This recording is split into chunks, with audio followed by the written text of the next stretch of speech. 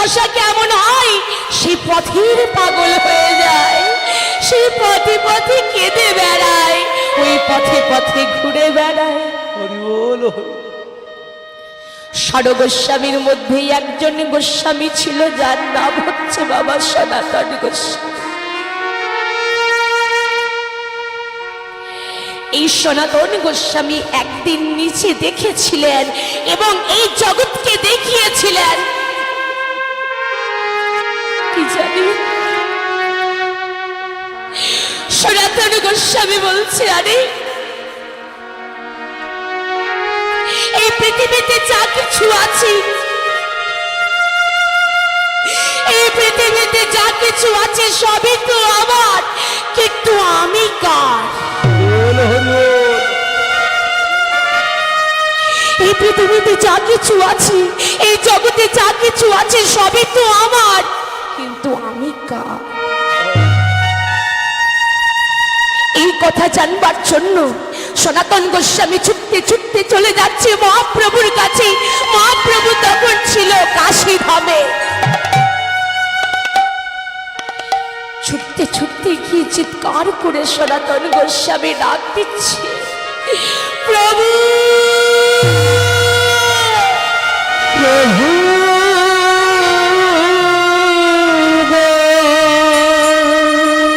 ছুটে গিয়ে তার চরণ দুখানা ধরেছে, চরণ দুখানা ধরে হাউ হাউ করে কাঁদছে আর বলছে, প্রভু প্রভু দেখো, প্রভু দেখো, আমার সবকিছু ছেড়ে, আমার সবকিছু ছেড়ে প্রভু আমি তোমার কাছে এসেছি। প্রভু আমি তোমার কাছে এসেছি, শুধু একটি প্রশ্ন জানবার ধরে দাও, তুমি আমায় বলে দাও প্রভু, তুমি আমায় বলে দাও, দাও প্রভু দাও, তুমি আমায় বলে দাও। মহাপ্রভু বলছে, সনাতন কি বলছো? সনাতন তুমি সবকিছু ছেড়ে আমার কাছে এসেছো, তুমি সবকিছু ছেড়ে আমার কাছে এসেছো, তাহলে বলো সনাতন বলো, সঙ্গে করে কেন তুমি কম্বলটাকে নিয়ে এসেছো? সনাতন এই কম্বলের মায়া কি তুমি ত্যাগ করতে পারো রে সনাতন? একটা কম্বলকে সম্বল করে তুমি আমার কাছে ছুটে এসেছো। সনাতন গোস্বামী ছুটতে ছুটতে গিয়ে পথের ধারে এক ভিখারি বসেছিল। পথের ধারে এক ভিখারি বসেছিল, সেই ভিখারিটাকে কম্বলটা দান করে দিলেন। কম্বলটা দান করে ছুটতে ছুটতে এসে মহাপ্রভুর চরণ দুখানা ধরে বলছে, প্রভু দেখো, প্রভু দেখো, এই তো প্রভু দেখো, আমার বলতে আর কিছু নেই প্রভু।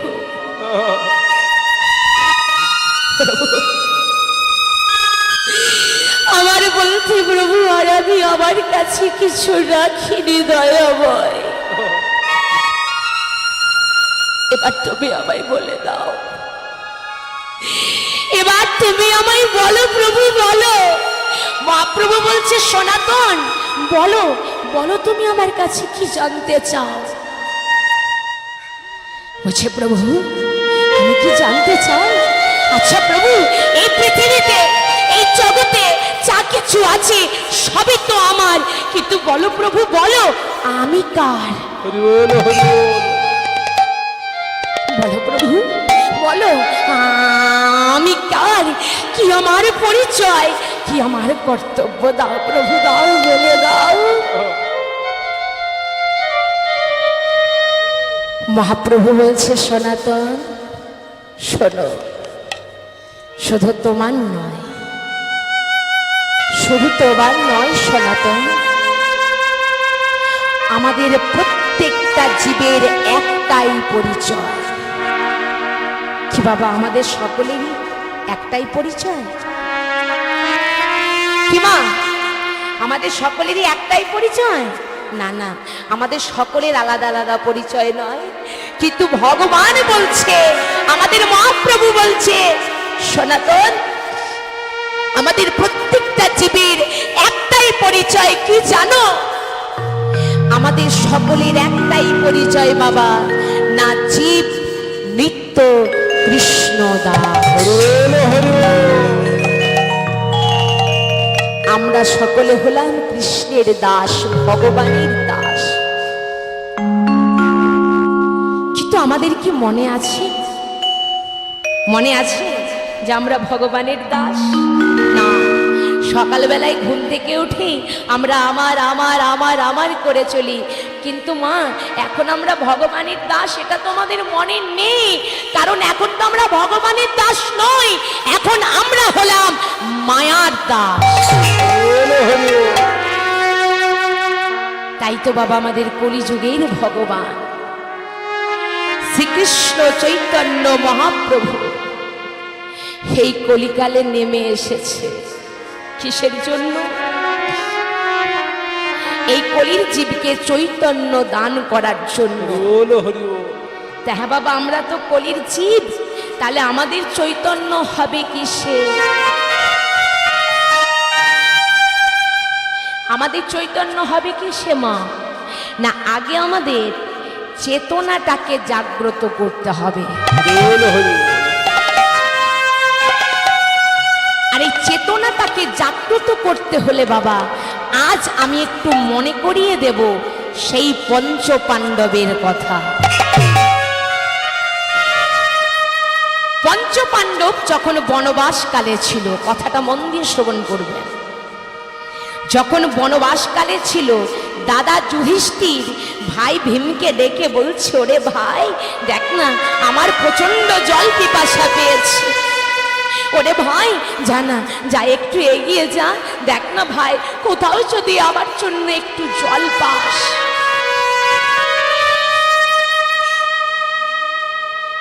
তাহলে দাদা জল চেয়েছে ভাইয়ের কাছে। ভাই ভীম কি করছে? দাদার জন্য জল আনতে যাচ্ছে। কিছু দূর এগিয়ে গেছে বাবা, কিছু দূর এগিয়ে গিয়ে দেখতে পেয়েছে একটা সুন্দর সরোবর। আচ্ছা বাবা, সরোবর মানে কি? হ্যাঁ, সরোবর মানে কি গো জানে? সরোবর মানে বড় পুকুর। তা ঘাট বাঁধানো পুকুর দেখেছেন, একটা একটা করে সিঁড়ি নেমে যায়? তা সেই সরোবরে বাবা ঘাট বানানো ছিল, একটা একটা করে সিঁড়ি নেমে গেছে। এবার দাদা যুধিষ্ঠির জল আনতে বলেছে ভাই ভীমকে।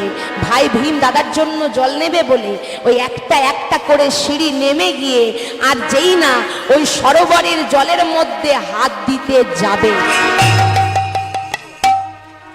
যেই না জলে হাত দিতে যাবে, অমনি পিছন থেকে চিৎকার করে কেউ যেন বলে উঠলো, এই যে দাঁড়াও। ভীম চমকে গেলেন, কে? আরে কে আমায় দাঁড়াতে বললো? এদিক ওদিক চাই করতে করতে দেখতে পেয়েছে বাবা, গাছের ডালে একটা সাদা রঙের বক পাখি। একটা বক পাখি।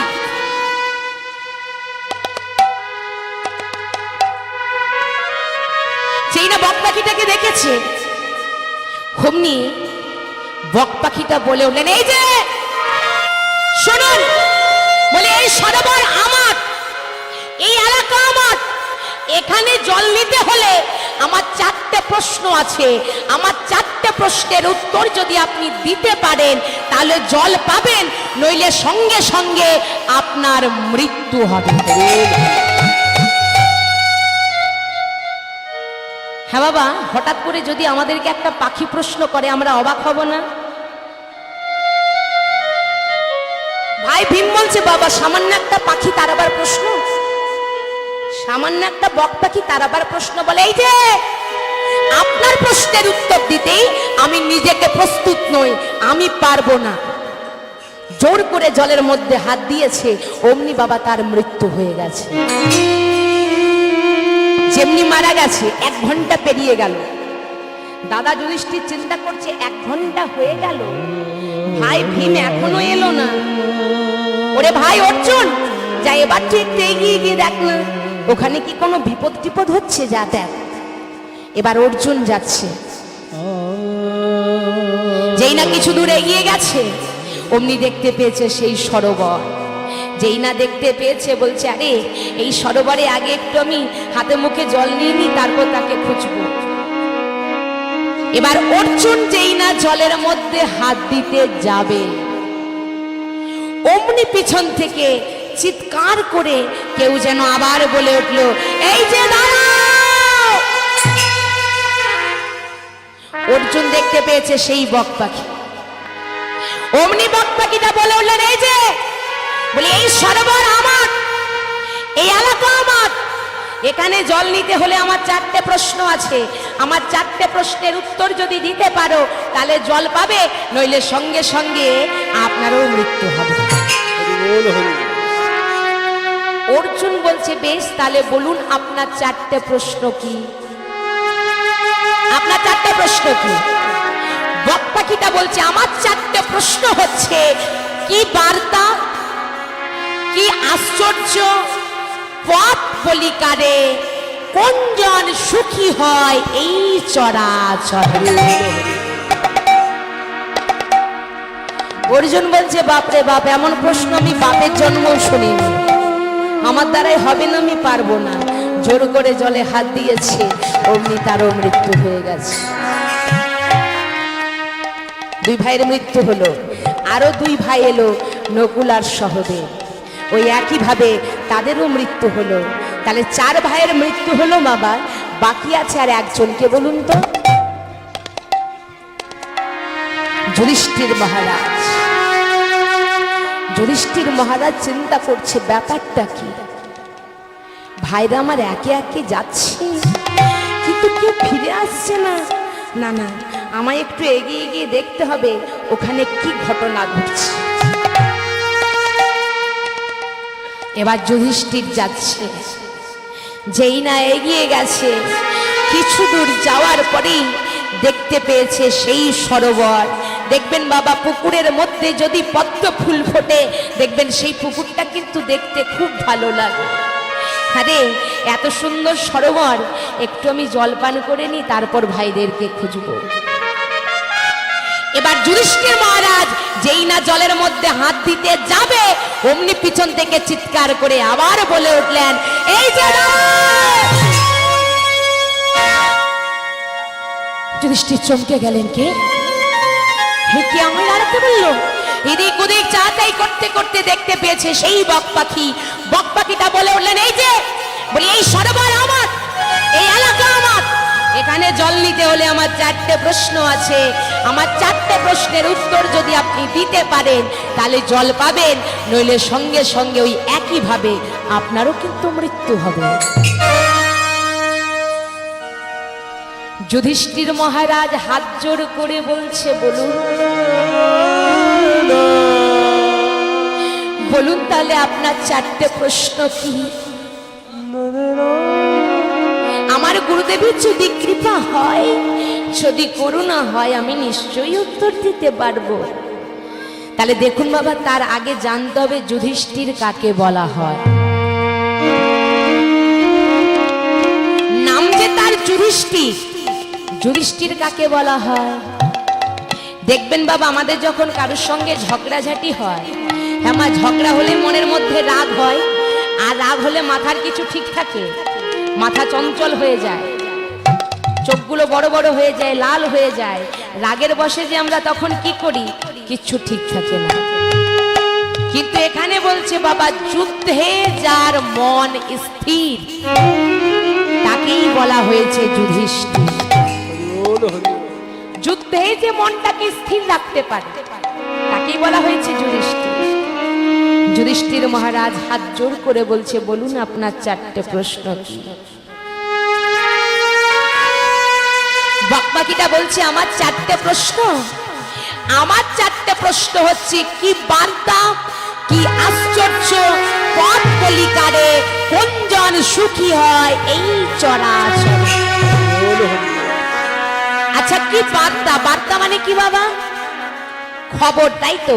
তা দেখবেন আমাদের অনেকেরই অভ্যাস থাকে সকালবেলায় ঘুম থেকে উঠে খবরের কাগজ পড়া থাকে না। খবরের কাগজটাকে নিলাম, উলটপালট করে দেখে নিলাম কোথায় অ্যাক্সিডেন্ট হয়েছে, কোথায় বন্যা হয়েছে, সব দেখে নিলাম, মনে মনে ভাবলাম গোটা দেশের খবর আমরা পেয়ে গেলাম।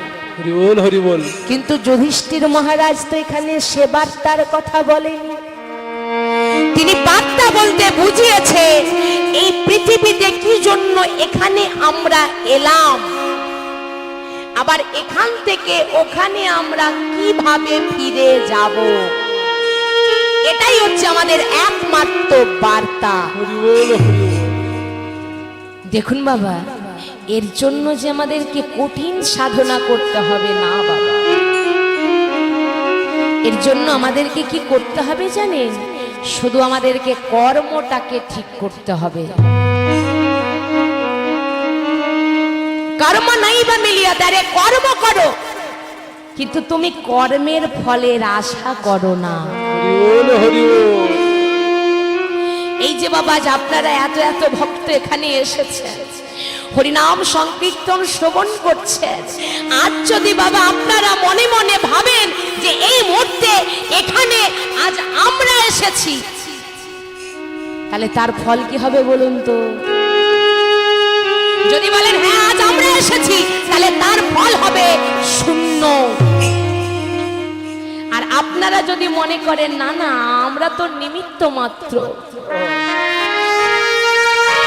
আমরা আসিনি, আমরা তো নিমিত্ত মাত্র, আরে তার কৃপাতেই তার করুণাতেই আজ আমরা এখানে এসেছি। হরি বল, হরি বল। যে দাদারা, যেই বাবারা এত কষ্ট করে এই হরিবাসরটি আয়োজন করেছে, এত এত মানুষের সেবা দিচ্ছে, এত এত ভক্তরা আমার সেবা করছে, আপনাদের মতো কোনো ভক্ত সেই দাদাকে যে যদি বলেন আচ্ছা দাদা এই যে তুমি কাজ করছো, এটা একটা তুমি বিশাল বড় কাজ করছো, এই যে কাজটা করছো না এটা একটা তুমি দারুণ কাজ করছো, আর সেই দাদা যদি বলে হ্যাঁ আমি করছি, সে যদি বলে হ্যাঁ আমি করছি, তাহলে তার ফল কি হবে বলুন তো? তার ফল হবে শূন্য। আর সে যদি বলে না না আমি কিছু করিনি, আরে আমি তো নিমিত্ত মাত্র, তার কৃপাতেই তার করুণাতেই তো আজ এই সব। হরি বল, হরি বল। কর্ম করো, কিন্তু তুমি কর্মের ফলের আশা করো না। এই প্রসঙ্গে আমাদের বিশ্বকবি রবীন্দ্রনাথ ঠাকুর একটা গানের মধ্যে বাবা আমাদের পরিষ্কারভাবে আমাদেরকে বুঝিয়ে দিয়ে গেছে। রবীন্দ্রনাথ ঠাকুর কি বলেছেন জানেন? আমাদের সকলকে বুঝিয়ে দিয়ে গেছে। বলছো রে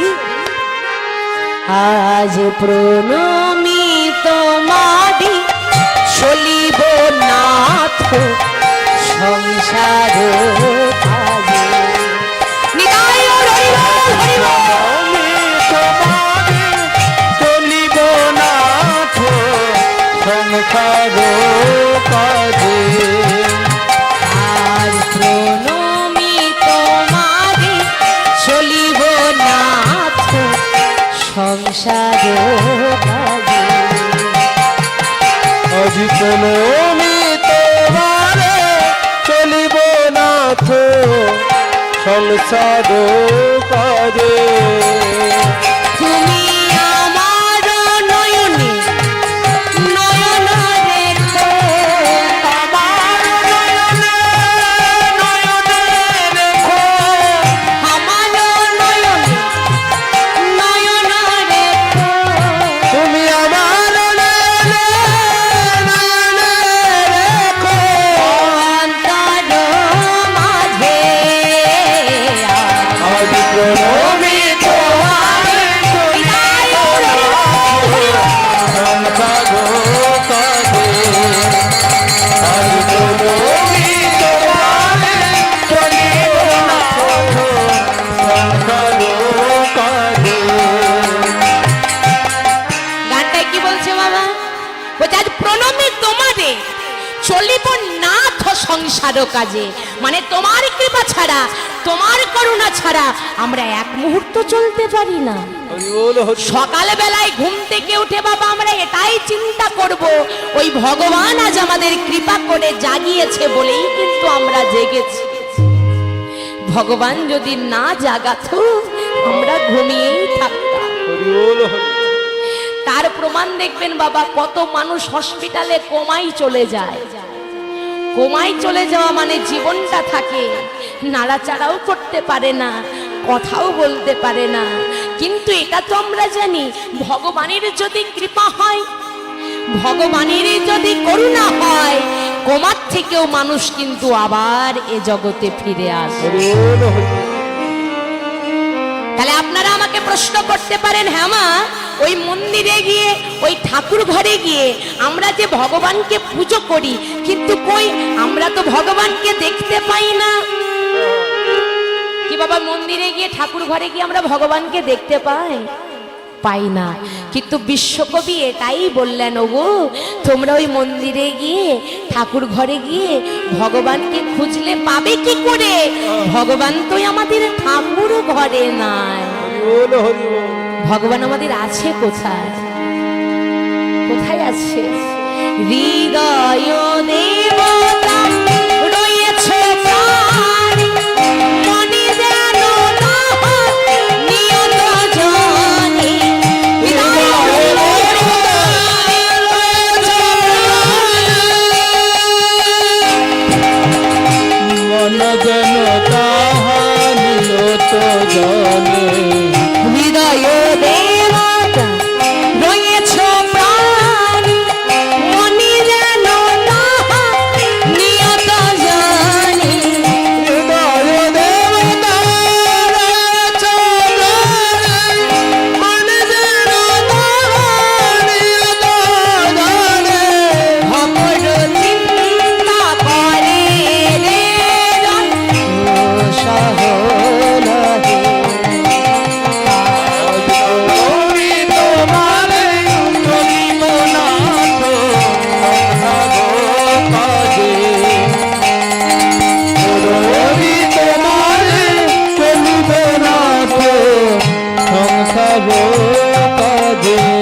তাহলে কি জন্য এখানে এলাম, আবার এখান থেকে ওখানে কিভাবে ফিরে যাব, এটাই হচ্ছে বাবা আমাদের একমাত্র বার্তা। বক্তাকিটা বলছে, আরে আপনি 40-এর মধ্যে 10 পেয়েছেন। এবার দ্বিতীয় প্রশ্ন বলছে, দ্বিতীয় প্রশ্ন কি বলছে, পৃথিবীতে আশ্চর্য কি? আশ্চর্য কি বলছে? আশ্চর্য, আশ্চর্য বলতে অষ্টম আশ্চর্য আছে। অষ্টম আশ্চর্যের মধ্যে যেমন হাওড়ার ব্রিজ আছে, চীনের প্রাচীর আছে, তাজমহল আছে। তা হ্যাঁ বাবা, একটু ভালো করে ভেবে বলুন তো, এই পৃথিবী যতদিন থাকবে ততদিন কি হাওড়ার ব্রিজটা থাকবে, চীনের প্রাচীর থাকবে, তাজমহল থাকবে? এর কোনো গ্যারেন্টি আছে? আর একটা যদি বড় করে ভূমিকম্প হয়, একটা ভূমিকম্পতে হাওড়ার ব্রিজ, চীনের প্রাচীর ধ্বংস হয়ে যেতে পারে। হরি বল হরি। তাহলে আশ্চর্য কি? দেখবেন আপনারা যখন মাঝে মধ্যে বাজারে যান, বাজারে গেলে একটু লক্ষ্য করে দেখবেন, দেখবেন একটা মাংসর দোকানে দেখবেন একটা ছাগলকে কেটে ঝুলিয়ে রাখা হয়, হরি বল হরি বল। হয় না? একটা ছাগলকে কেটে ঝুলিয়ে রাখা হয়, আর তারই পাশে দেখবেন আরো একটা ছাগল মনের আনন্দে পাতা খাচ্ছে। তাহলে যে ছাগলটা পাতা খাচ্ছে, সেই ছাগলটার মনের মধ্যে কোনো টেনশন নেই, কোনো চিন্তা নেই, সে মনের আনন্দে পাতা খাচ্ছে। সে 5 মিনিটের জন্য, একবারের জন্য ভাবে না যে এখন আমি পাতা খাচ্ছি, 5 মিনিট পর ওই একই জায়গায় আমাকেও যেতে হবে। হরি বল হরি বল। তা শুধু ছাগল নাই বাবা, আমরাও মৃত্যু ভোলা জীব। আমরাও কিছুক্ষণের জন্য, এক মুহূর্তের জন্য, একবারের জন্য ভাবি না যে আজ এই মুহূর্তে আমরা এখানে বসে আছি, কাল আবার নাও থাকতে পারি। হরি বল হরি বল। আমাদেরও তো গুণাদি, কোন দিন যে কাকে চলে যেতে হবে আমরা কেউ জানি না। বৃথায় আমরা আমার আমার আমার আমার করে চলেছি।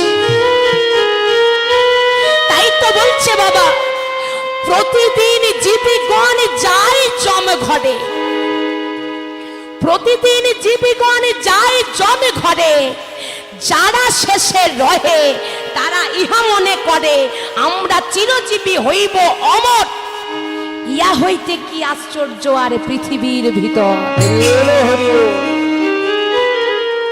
তাহলে আশ্চর্য, এই যে আমরা বেঁচে আছি, এই যে বেঁচে থাকা, এই যে নিঃশ্বাসটা নিচ্ছি আর ছাড়ছি, এখনই যদি নিঃশ্বাস বন্ধ হয়ে যায়, এ জগতে থাকবো?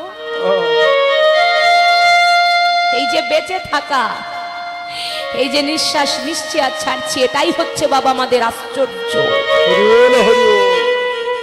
এটাই আশ্চর্য। বকপাখিটা বলছে, আরে আপনি 40-এর মধ্যে 20 পেয়েছেন, 50-50 হয়ে গেছে। এবার তৃতীয় প্রশ্ন, বলছে তৃতীয় প্রশ্ন কি? বলছে পথ কাকে বলে? পথ? আরে পথ তো আমাদের অনেক আছে, মরম রাস্তার পথ আছে, পিচ রাস্তার পথ আছে, আবার ঢালাই রাস্তার পথ আছে। আপনি যদি মনে করেন বাবা এই পথটা ধরে আমি ঢাকা যাব, চলে যেতে পারবেন। আপনি যদি মনে করেন এই পথটা ধরে আমি সিলেটে যাব, চলে যেতে পারবেন। কিন্তু আপনি যদি মনে করেন এই পথটা ধরে আমি ভগবানের কাছে যাব, যেতে পারবেন? যেতে পারবো আমরা? তাহলে কোন পথটা ধরতে আমাদের হবে?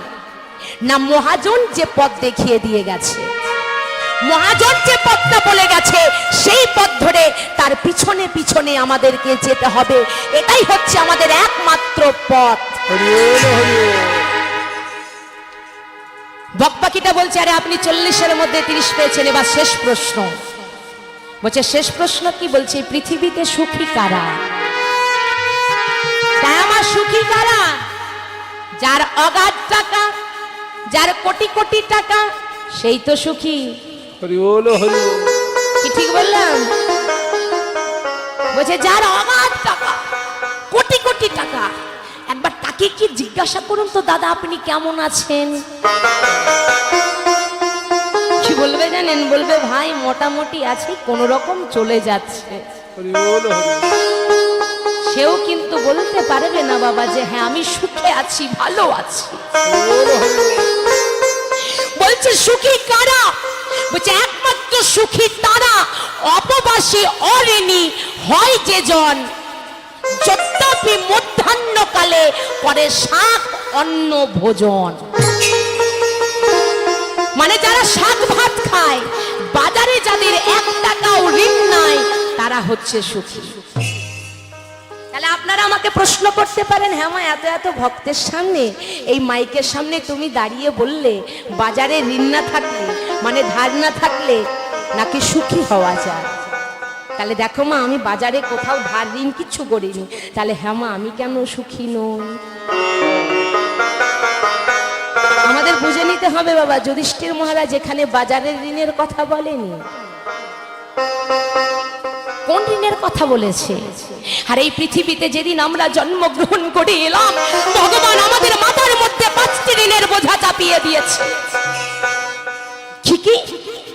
ঋষিদের কাছে ঋণ, দেবতাদের কাছে ঋণ, এই মাটির কাছে ঋণ, আর মা বাবার কাছে ঋণ। এতগুলো ঋণের বোঝা লই আমরা সুখী হব কি করে? বলছে ঋষিদের কাছে ঋণী হলাম আমরা কি করে? বলছে যার যেমন গোত্র, কারো শাণ্ডিল্য গোত্র, কারো ভরদ্বাজ গোত্র, কারো কাশ্যপ গোত্র। হ্যাঁ বাবা ঋষিদের গোত্র নিয়ে আমরা বেঁচে আছি, কিন্তু তাদের কথা আমরা মেনে চলতে পারি? মেনে চলি? তাহলে ঋষিদের কাছে ঋণী, সূর্যের আলো নিচ্ছি, তাপ নিচ্ছি, বাতাস নিচ্ছি, দেবতাদের কাছে ঋণী। এই মাটিকে ছাড়া আমরা 1 মুহূর্ত চলতে পারবো না। এই মাটিকে আমরা কপ থুতু ছাড়া আর কিছু দিতে পারি না। তাহলে এই মাটির কাছে ঋণী। আর মা বাবার কাছে তো আমরা কত দিক থেকে ঋণী হয়ে আছি। তাহলে এতগুলো ঋণের বোঝা লয়ে আমরা সুখী হব কি করে? বলছে সুখী হওয়ার জন্য সকাল থেকে তো আমি যে যার কাজে ব্যস্ত থাকি। কি করলে পরে আমরা একটু সুখী হতে পারবো? কি করলে, কত টাকা অর্জন করলে পরে আমরা সুখে বসবাস করতে পারবো? সুখী হব কি করে? একটা গানের মধ্যে বুঝিয়ে দিয়েছেন আমরা সুখী হব কি করে, তার জন্য কি করতে হবে। বলছে শোনো, ভালোবেসে সুখী হতে বলো কি না চায়।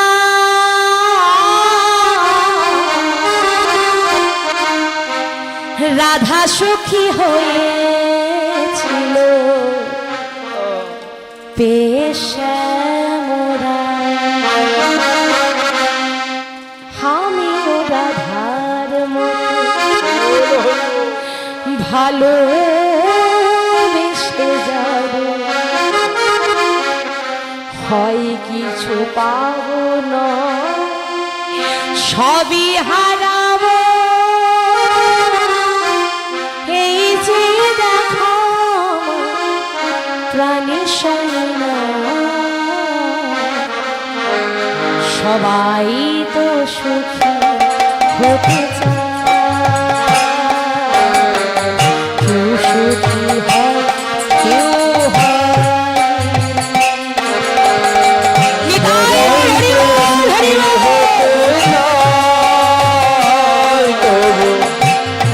সুখী হয় কেউ হয় না, সবাই তো সুখী হতে চায়, তবু কেউ সুখী হয় কেউ হয় না। জানি না যা বলে লোকে সত্য কিনা, জানি না যা বলে লোকে সত্য কিনা, জানি না যা বলে লোকে সত্য কিনা, জানি না যা বলে লোকে সত্য কিনা, কপালে সবার নাকি সুখ সয় না, সবাই তো সুখী হতে চায়, কেউ সুখী হয় কেউ হয় না, সবাই তো সুখী হতে চায়, কেউ সুখী হয় কেউ হয় না। আরে বল, আমরা সুখী হব কি করে? সুখী হওয়ার জন্য তো যে যার কাজে ব্যস্ত থাকি। দেখবেন মা, একটু মন্দিরে গিয়ে যদি মাথাটা নত করে ভগবানকে প্রণাম করি, দেখবে মনের মধ্যে আমাদের একটা স্বার্থ থাকে। কেউ একটা নতুন বাড়ি তৈরি করছেন, ভগবানকে প্রণাম করছি, মনে মনে বলে নিলাম, প্রভু অনেক দিন ধরে বাড়িটা তৈরি করছি, এবার যদি আমার বাড়িটা তৈরি হয়ে যায় প্রভু, পরের বছর আমি ধুমধাম করে তোমার পুজো দেব। হরি বল হরি বল।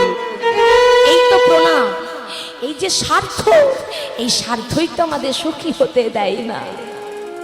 কারো ছেলে হয়তো চাকরি পাবো পাবো হচ্ছে, ভগবানকে গিয়ে প্রণাম করছি, প্রভু আমার ছেলেটার যদি এবার চাকরিটা হয়ে যায়, আর বছর তোমার খুব ভালোভাবে পুজো দেব।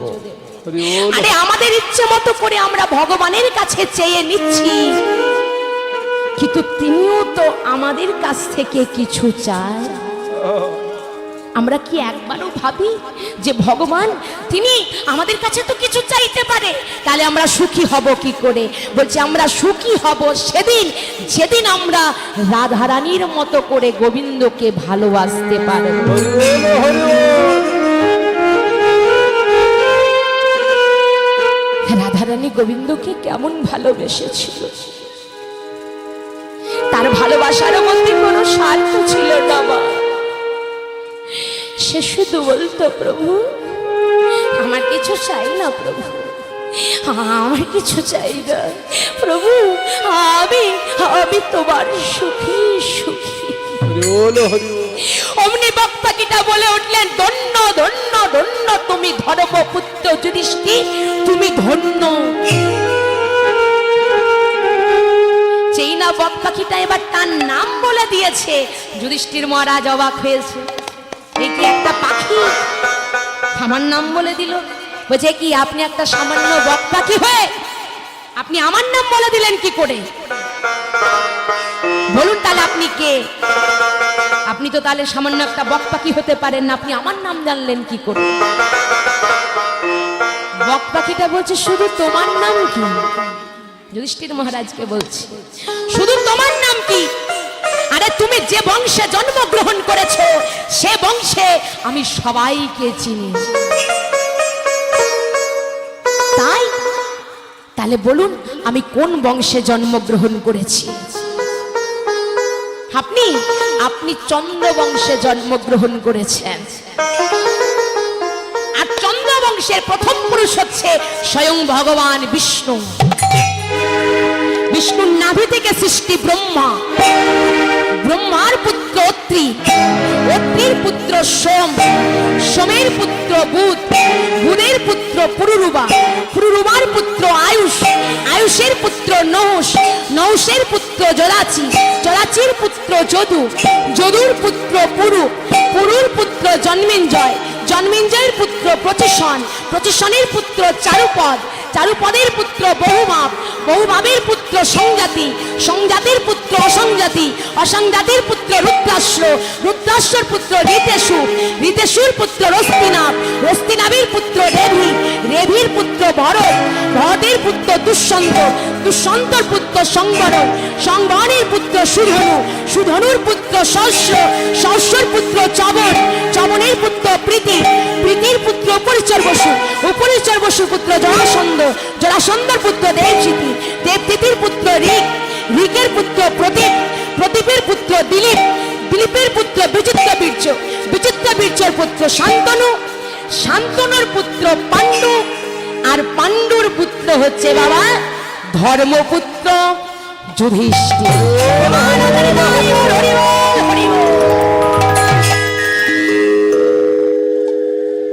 যেই না একসাথে এতগুলো নাম বলেছে,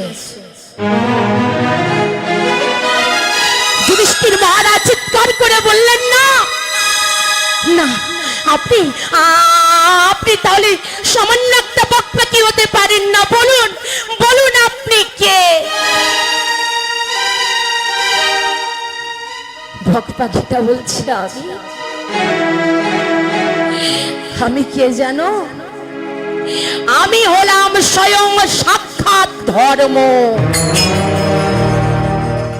তুমি আমারই ছেলে, তুমি আমার ছেলে না হলে এইভাবে চারটে প্রশ্নের উত্তর দিতে পারতে না। যাও, তুমি যখন আমার চারটে প্রশ্নের উত্তর দিয়েছ, এই মুহূর্তে আমি তোমার চার ভাইয়ের মধ্যে একজনকে বাঁচিয়ে দেব। বলো বলো তুমি কাকে বাঁচাতে চাও? অর্জুনকে, ভীমকে, না নকুলকে, না সহদেবকে? যুধিষ্ঠির মহারাজ হাত জোর করে বলছে আপনি আমার চার ভাইয়ের মধ্যে একজনকে বাঁচিয়ে দেবেন? তাহলে কৃপা করে করুণা করে আমার ছোট ভাই সহদেবকে আপনি বাঁচিয়ে দেন, বাঁচিয়ে দেন। বকপাকিটা বলছে কি,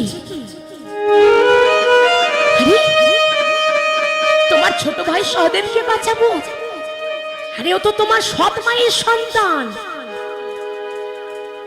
তোমার সৎ ভাইকে বাঁচাতে চাইছো কেন? তোমার নিজের দুটো ভাই আছে, মা কুন্তির সন্তান হচ্ছে বাবা তিনটি। কে কে? অর্জুন, ভীম আর যুধিষ্ঠির। আর মাতৃচের সন্তান হচ্ছে মাত্র দুটি, নকুল আর সহদেব।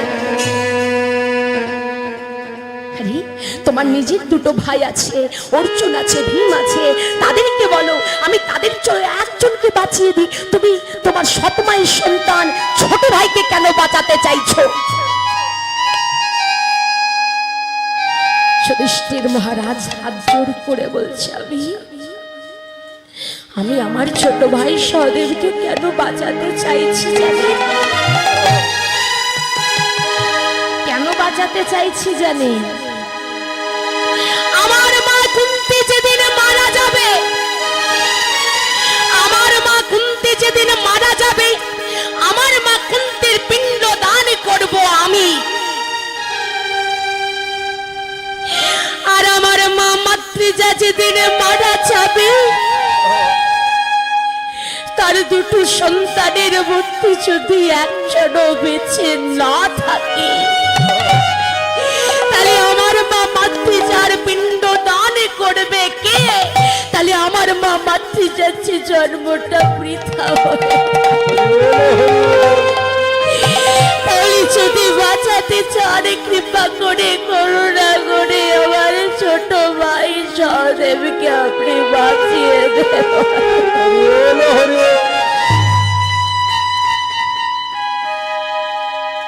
অমনি বক পাখিটা বলে উঠলেন, ধন্য ধন্য ধন্য তুমি ধর্মপুত্র যুধিষ্ঠির, তুমি ধন্য। এত তোমার বিশুদ্ধ জ্ঞান, যাও এই বিশুদ্ধ জ্ঞানে সন্তুষ্ট হয়ে আজ আমি তোমার এক ভাইকে নয়, আজ আমি তোমার 4 ভাইকে বাঁচিয়ে দিলাম।